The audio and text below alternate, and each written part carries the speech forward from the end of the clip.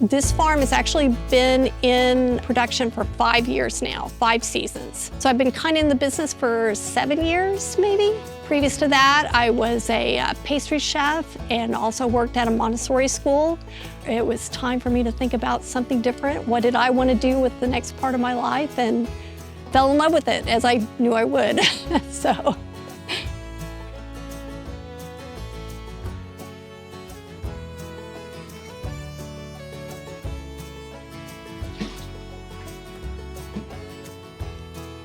I grow a whole variety of food for farmers markets. I grow potatoes, lettuce, kale, flowers, melons. Yeah, this is a new one to me, this yeah, enjoy. Thank you very much for stopping by. I've been really fortunate. I'm part of a grant which has brought me together with Kansas City F.A.R.M.E.R.S coalition.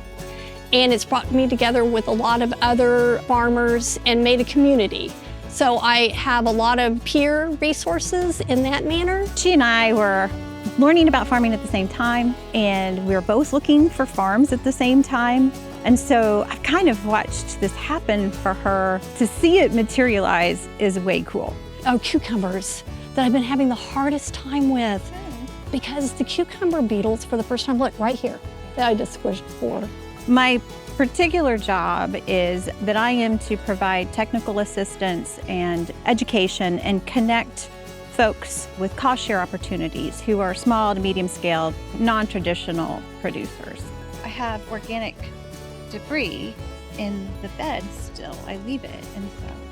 Yeah, so it gets caught up on that. I totally understand. I met Susan through Growing Growers. Susan is involved in the KC Farmers Coalition.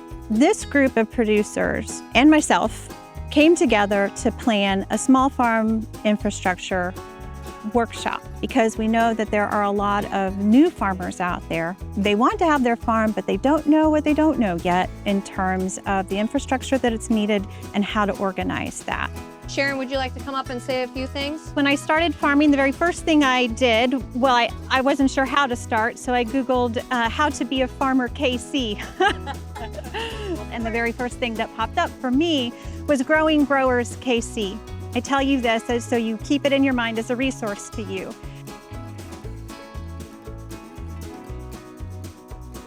One of the sessions we did that was really interesting was to build a business plan and to plan our farm. I looked back and found the original drawing, and it was kind of interesting to see some of the same components that I had on that piece of paper is actually coming forth in reality here. In my role, I work very closely with Natural Resources Conservation Service to provide support for these new conservation practices that are being scaled for small and medium scale producers. And she is she's tough. And she dreamt that farm, as she said. She drew it on paper, and she sees a lot of those elements appear. I'm really impressed at how hard she's worked to get where she wants to get and to produce the way she wanted to produce.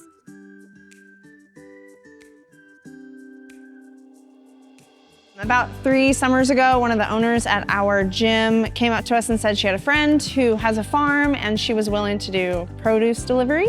Susan will come in once a week, drop off anything from like spinach, cabbage, salsas, pestos.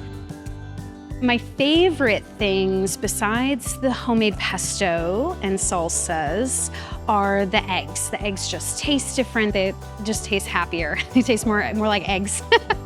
I probably grow 5 or 6 different types of potatoes because, again, each potato has its own personality. I want color. I think people should have color in their food and they should enjoy their food. Purple potatoes are like one of the biggest sellers I have because everybody is drawn to the idea that they can slice that open. It's purple. It's going to stay purple when they cook it. We should have fun with our food. For farmers who are getting started, the first resources I would suggest is if you can find another farmer. I always say that farmers are a farmer's best resource. talk to each other. I think one of the biggest challenges is in my mind when I put together the deer fence, the irrigation system, the hoop house even. It's done. But no, you still have to keep it up. You have to fix what happens to it. That's the new, to me, cosmos. Cosmos, okay. I planted some and I have some coming up and I couldn't remember what they were. Yeah, I have never planted them before and I'm kicking myself because I bought netting and you can see I'm already having issues with them falling over from this rain. So I need to get it on there now. Working with the NRCS, I do provide opportunities to connect folks with resources that they offer. And one of the ways that I do that is by offering a non-traditional ag farmer-to-farmer coffee talk. Their goal is to provide opportunities for producers to network, connect, and form community. Susan works super hard all the time at her farm to be able to provide us and other people with vegetables, so it feels good to support the community. When I farm, I produce, and that gives me something to share. And I think that probably was the thing that stuck with me from my childhood, is wanting to create that feeling of community again in sharing food. I would like to add a farm stand, and also I will have flower bouquets, so maybe it'll be a destination situation as well. And I always love having people come out to the farm.